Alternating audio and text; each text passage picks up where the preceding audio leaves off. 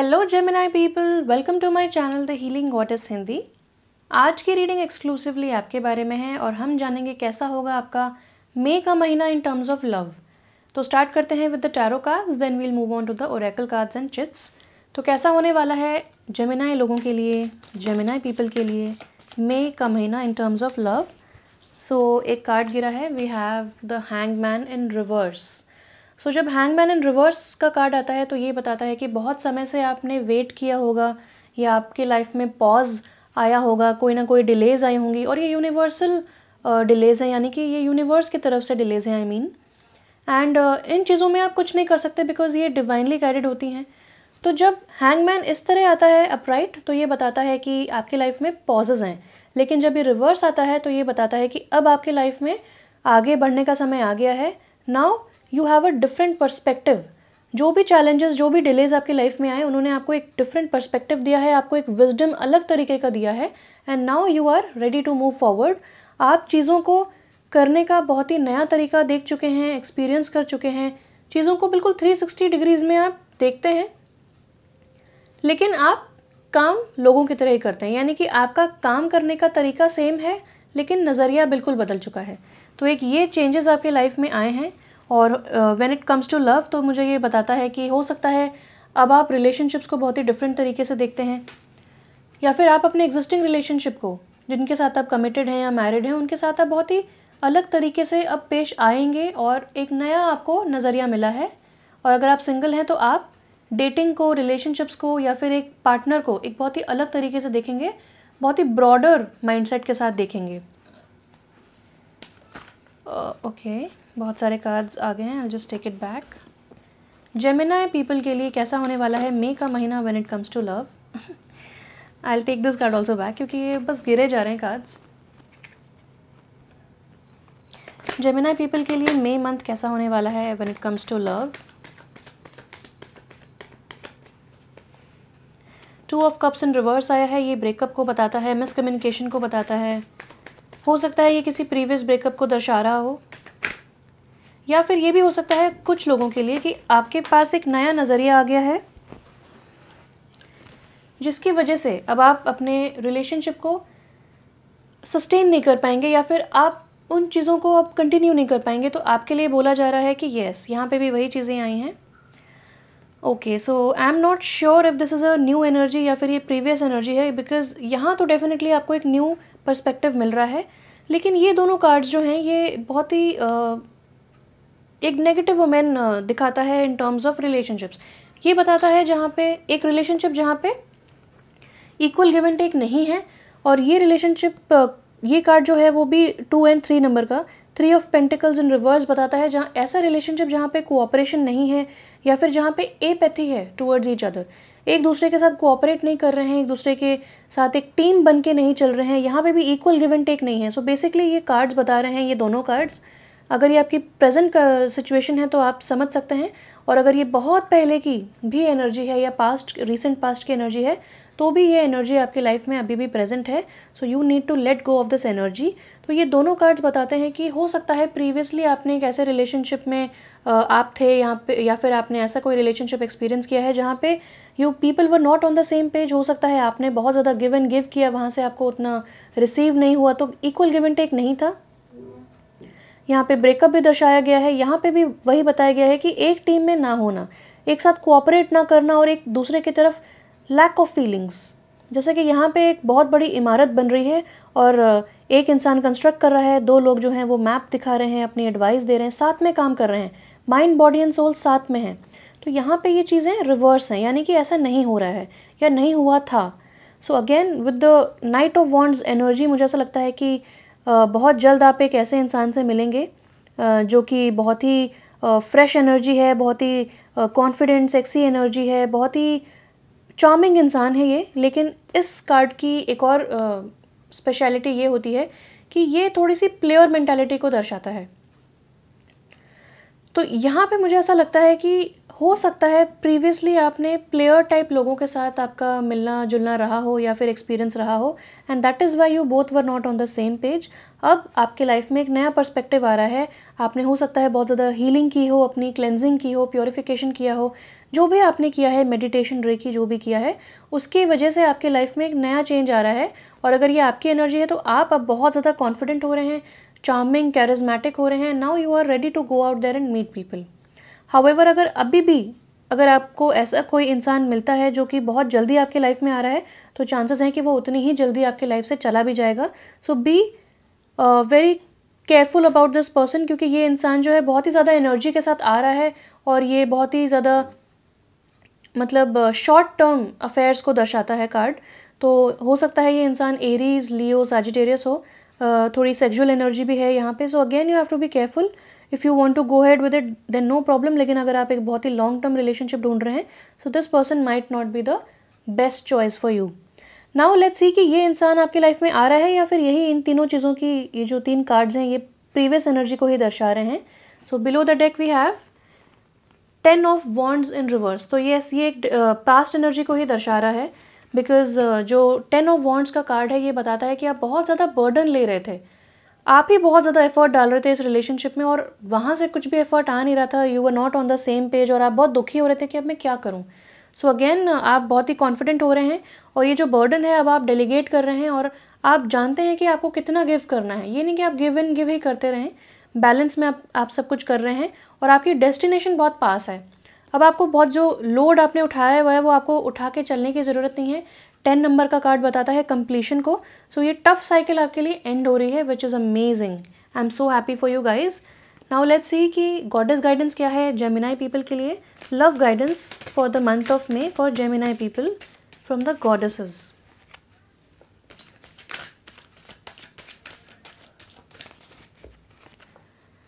Previous energy को आपको let go करना पड़ेगा। एक न्यू एनर्जी भी एंटर हो रही है आपकी लाइफ में, एक नया पर्सपेक्टिव एंटर हो रहा है और आप बहुत ज़्यादा वाइज हैं। हो सकता है आप ओवर एक्सपेक्टेशन कर रहे हो या नेगेटिव लोगों को अट्रैक्ट कर रहे हो, but now you are in a totally different space and you are in a totally different spiritual space. Okay, so we have दमारा guiding children.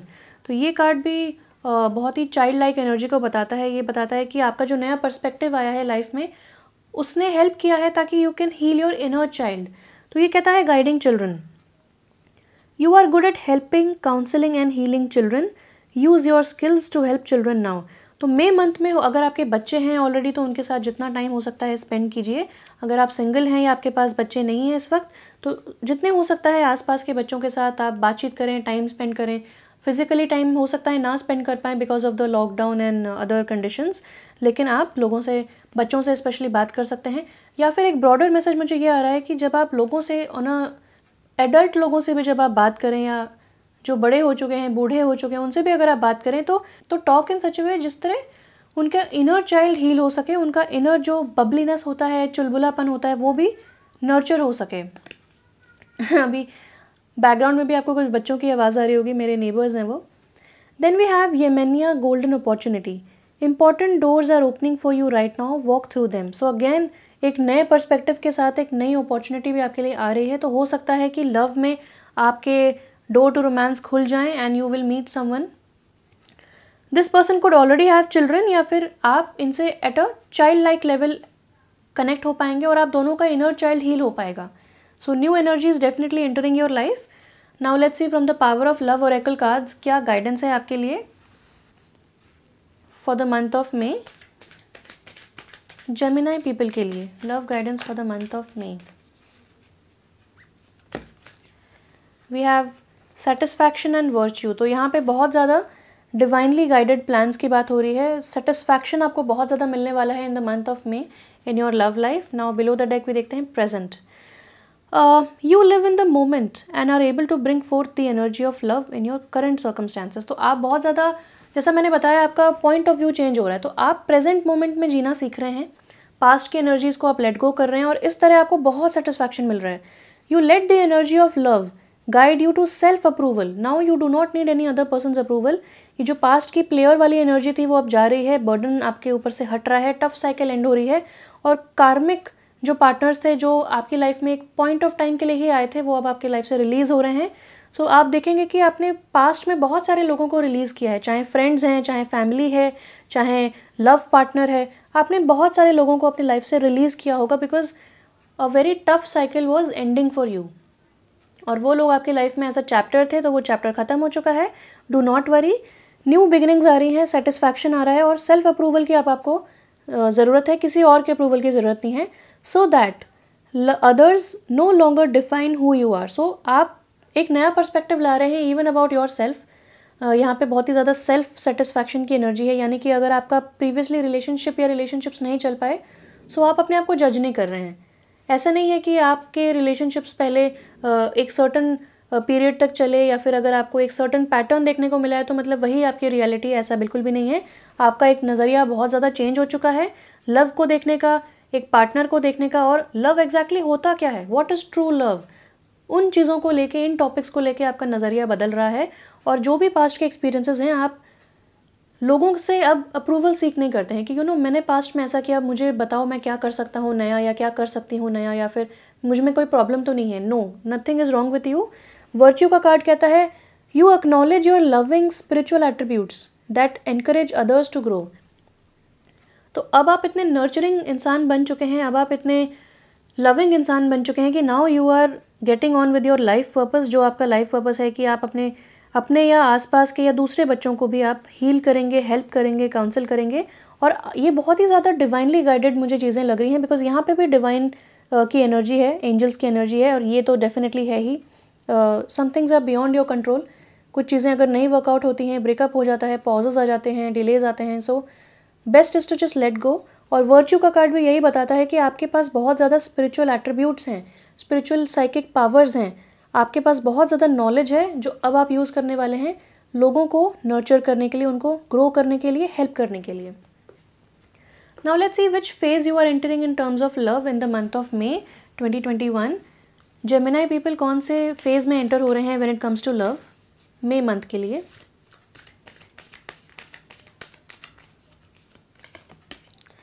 Work through your fears, new moon in Scorpio, and below the deck we have a time to give rather than take, new moon in Virgo. बहुत ही beautiful energy. वर्गो की जो energy होती है वो होती है अबाउट सर्विस, जो आप लोगों की तरफ देते हैं। तो यहाँ पे अगेन बोला जा रहा है कि दोनों जगह न्यू मून, यानी कि न्यू साइकिल बिगिन हो रही है आपके लिए। जैसा मैंने बोला, एक कार्मिक साइकिल आपके लिए एंड हो रही है, टफ साइकिल की एंडिंग हो रही है, और एक न्यू साइकिल बिगिन हो रही है। तो दोनों न्यू मून के कार्ड्स आए हैं। अगेन वेरी ग्रीन एनर्जी, यानी कि आपका हार्ट चक्रा बहुत एक्टिव रहेगा इस मंथ। हार्ट चक्रा एक्टिव है तो आपको क्रिएटिविटी फील होगी, लव फील होगा, लेकिन उस समय फियर्स की कोई जगह नहीं बच जाती है। तो यहाँ पे आपको बोला जा रहा है कि work through your fears. Again जो स्कॉर्पियो एनर्जी होती है वो ट्रांसफॉर्मेशन की एनर्जी होती है, यानी कि one cycle ending, new cycle beginning, one door opening, one door closing. तो यहाँ पे वही चीज़ें दोबारा रिफ्लेक्ट हो गई हैं। स्कॉर्पियो का जो कार्ड होता है वो बहुत ही ज़्यादा सस्पिशियस कार्ड होता है, मतलब साइन होता है, बहुत ही ज़्यादा नॉक्टर्नल होते हैं, हिडन चीज़ों के बारे में बताता है। तो अगर आपके मन में अभी कोई ना कोई चीज़ें हिडन हैं, जैसे कि फियर्स जो आपको आगे बढ़ने से रोक रहे हैं, जो नए इंसान के साथ कनेक्ट करने से रोक रहे हैं, जो नया इंसान ढूंढने से रोक रहे हैं, उन चीज़ों को आपको हेड ऑन फेस करना है। Face your fears head on, face to face आइए अपने फियर्स से, उनको फेस कीजिए, उनको बोलिए कि मैं बहुत ज़्यादा स्ट्रॉन्गर हूँ, फियर्स मेरा कुछ नहीं कर सकते, मैं फियर से ज़्यादा स्ट्रॉन्गर हूँ और मैं आगे बढ़ूँगा या मैं आगे बढ़ के रहूँगी। एंड आप इतने नर्चरिंग हैं कि you have to now help others. लोगों की सर्विस कीजिए, लोगों को जितना भी आप हेल्प कर सकते हैं वो आप कीजिए, बच्चों की हेल्प कीजिए, लोगों की हेल्प कीजिए। तो यहाँ पे आपके लिए गुड कर्मा जनरेट होने का बहुत चांसेस है और बहुत मौके भी मिलेंगे आपको। Now let's see any more guidance for Gemini people in terms of love.